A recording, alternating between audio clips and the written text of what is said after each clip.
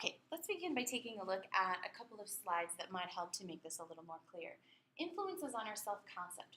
The first is reflected appraisal.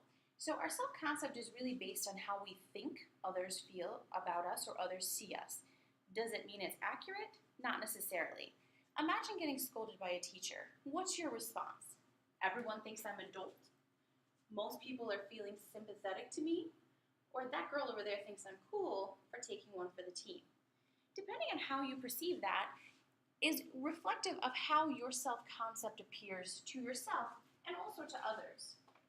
The other thing that you need to think about is what influence on your self-concept are significant others. We've already talked about the people whose opinions we especially value: family members, friends, teachers, an acquaintance who left an imprint of some sort. This leads us to social comparison. Am I superior? Inferior? Am I alike from someone else? Am I different from someone else? How important is that to me? Again, this self-concept leads to the self-esteem and how we feel about those things.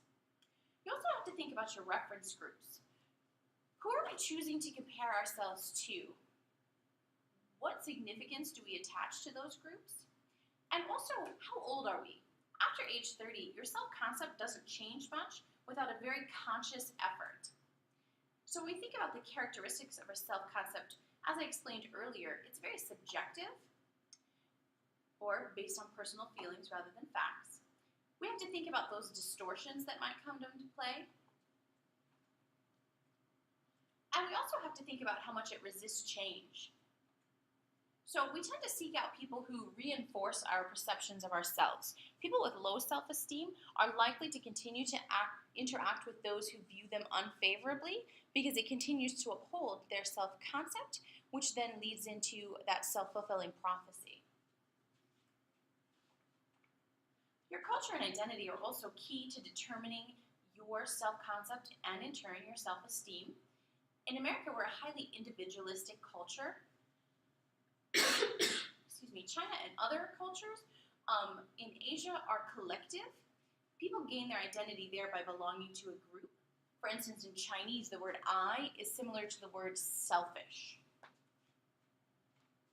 And in some societies, reticence or quietness is valued. In our society, being able to speak up and speak out tends to be more highly valued.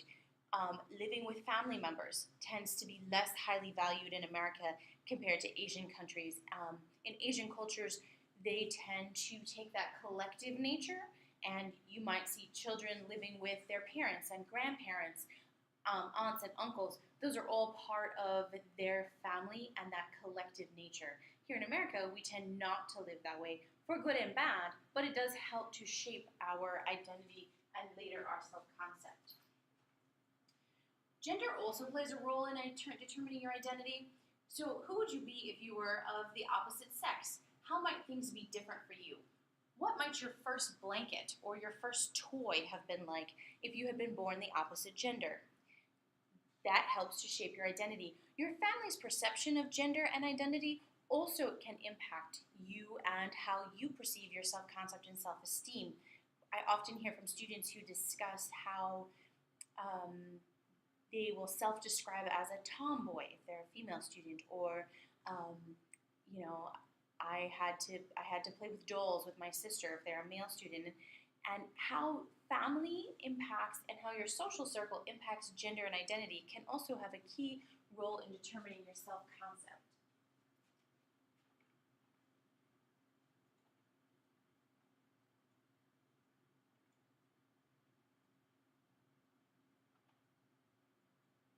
All right, let's talk a little bit about self-fulfilling prophecy and communication. Self-fulfilling prophecy works in this way. First, you have to hold an expectation for yourself and or for others, and then you have to behave in accordance with that expectation. The expectation typically comes to pass, and that reinforces your original expectation. So let's talk a little bit more about this. If I believe that I will fail at something, for instance, I teach you journalism and English. Math is not my strong suit, and I spent many years as a student believing I could not be a successful math student because the humanities were an area in which I was strong. If I believe that, I then perform poorly, probably because I didn't study, because I already decided I couldn't do well, that expectation comes true. I don't do well. That reinforces my belief I'm not good at math.